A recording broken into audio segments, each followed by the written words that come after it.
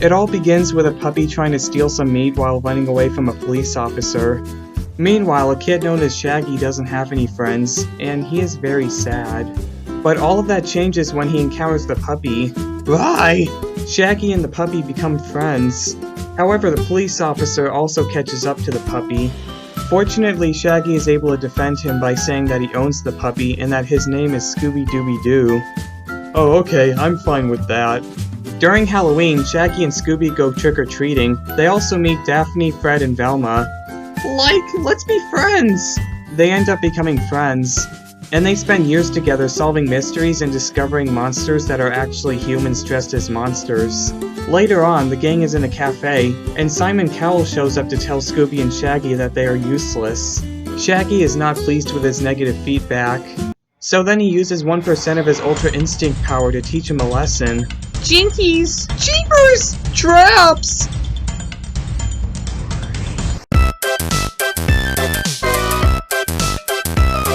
At the bowling alley, Shaggy is sad because of what Simon said.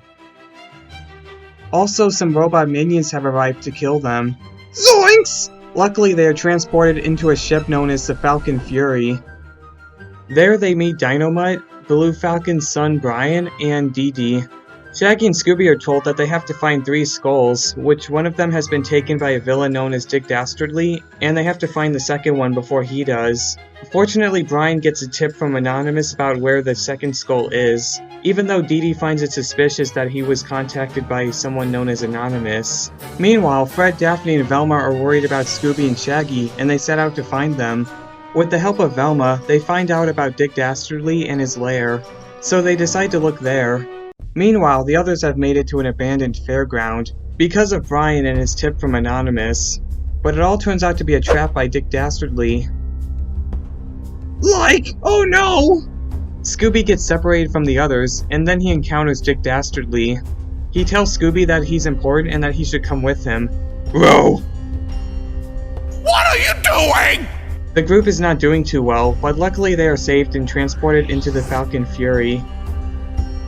A robot minion lets Dick Dastardly know that Fred, Daphne, and Velma are going to his lair. Fred, Daphne, and Velma are pulled over by a cop, who happens to be very attractive. Ooh! But then she turns out to be Dick Dastardly. And then the 3 of them get captured. The trio is being locked up on Dick Dastardly's ship, but luckily a mistreated minion decides to help them. They were able to learn about the whereabouts to the 3rd skull, and they also learn about Mudley, Dick Dastardly's old dog. Velma was able to contact Dee Dee about the 3rd skull, but Dick Dastardly catches them unfortunately.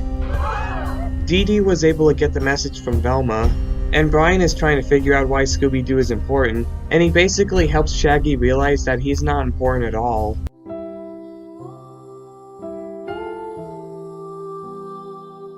The group arrives at the location of the 3rd skull, but Shaggy doesn't want to go with them and he wants Scooby to stay with him.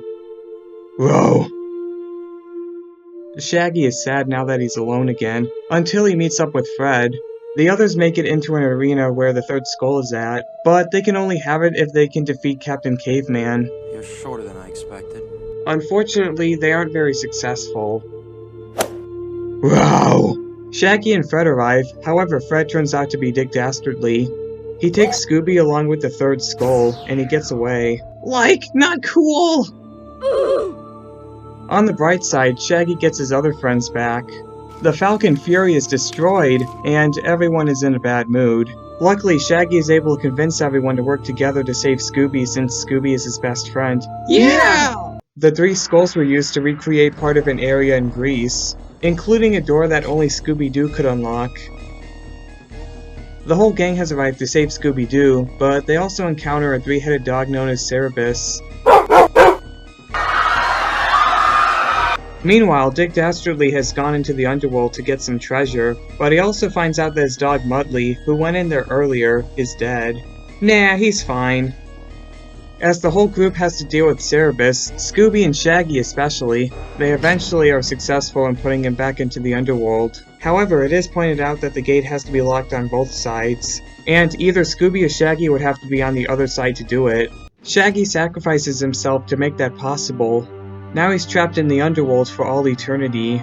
But also he conveniently returns because Scooby wants him to come home. Also, Dick Dastardly and Muttley are caught. It ends with the Mystery Gang getting ready to solve another mystery, even though they didn't really do that in this movie.